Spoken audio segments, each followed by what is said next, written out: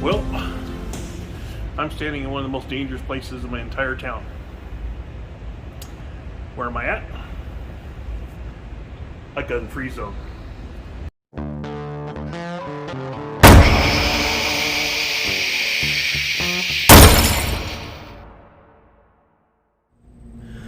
So, why are we talking gun-free zones? Well, the reality of it is, if you carry a firearm on a weekly basis, there's several times, or daily basis even, there's several times throughout the week where you have to make a decision how you're going to handle those.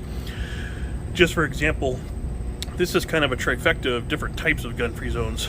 This wall is the backside of a kind of a fancy grocery store that is a gun-free zone. They have the sign posted.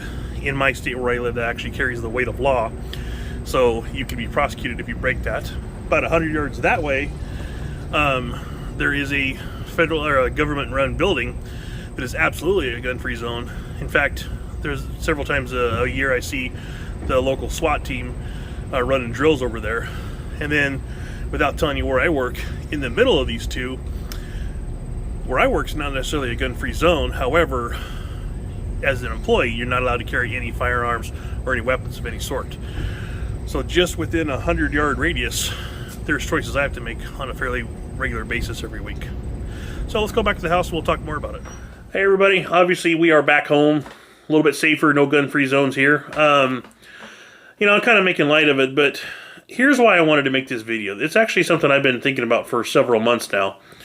And it's kind of a roundabout way how I came to it, because I don't really keep up on politics as much as I probably should, or most people do.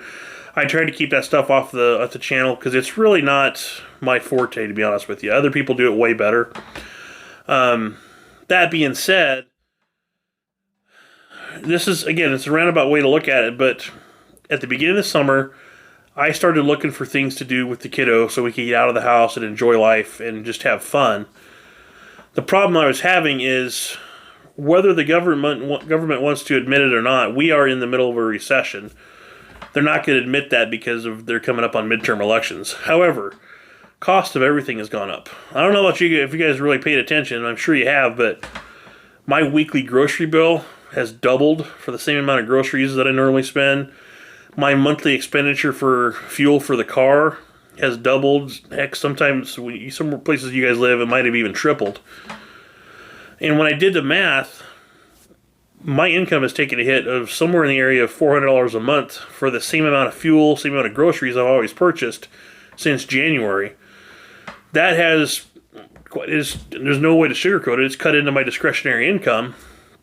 So I had to look for other ideas to get out of the house, basically. And so I did what a lot of parents do. I Googled inexpensive or free family activities in my area. And at first I was really encouraged. There's quite a few things to do because, I mean, if you don't have the extra money to spend, I don't know, $100, $200, sometimes $300 a weekend going on a road trip or doing some activity for the family, you look for activities you can do that don't cost money. So you look for events that take place, and they're usually in parks, shopping centers, churches, you name it, places that are designated typically as gun-free zones. And if you live in a state that doesn't carry the weight of law, that's a policy. Depending on where you're at, you can choose if you're going to, the worst thing they can do is ask you to leave, right? In my state, it goes further. Those, like I said earlier, those gun-free, there's no gun signs on businesses. That stuff carries the weight of law. So if you knowingly go into those places and break those rules, if you get caught, there's a chance and a fairly good likelihood you'll get prosecuted. So as a gun owner, as a parent, I'm left with the decision, okay, well, what do I do? Just not participate in life, or do I avoid those places at all costs? We're trying to find things to entertain my kid. They want to go shopping. They want to go do that sort of thing, hang out with their friends. And that's where it gets in the politics side of it.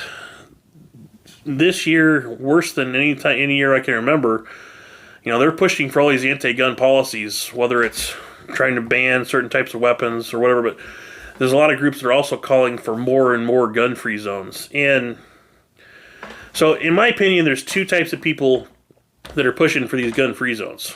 And the first is the people in power, the politicians, whoever it is. They actually have the power in this country, and they are pushing those as ways to control people and where they can go. The second kind of people are the ones that are anti-gun, and they truly, like, naively believe that it makes sense to them. Well, if no one's allowed to carry a gun in these places, then we'll automatically be safer. What they don't want to admit is they don't want to realize, I guess, is those gun-free zones do nothing to make you and I safer. The only people those gun-free zones make safer are the criminals intent on doing harm to people. Those are the places they choose. They seek them out to do incredible harm to people because they know there's very little or no chance there's going to be resistance, and they can inflict as much damage as possible. But those are the places they're almost trying to corral us to have events, and people live their lives and don't ever think about that. And you know, there's people, a lot of people are going to say, well, what's the big deal? I mean, the odds of you being involved in a mass shooting are so low. Just move on with life and don't worry about it. And, you know, they're partly right, but I tell you what, almost every damn person who lost their life in a mass shooting event ever had those same odds. Do you want to rely on those odds? I don't.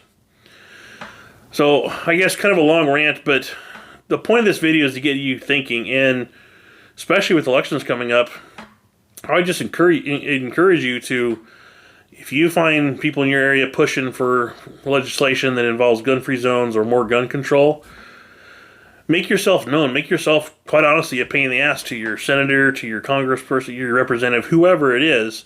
Let them know that, hey, if you support these bills, you for damn sure won't be getting my vote. So, anyway, long rant, but I hope you guys get the point of what I'm trying to say. And as always, guys, if you like videos like this, I hope you hit that like button, share, and I hope to see you in future videos. All right, guys, shoot safe.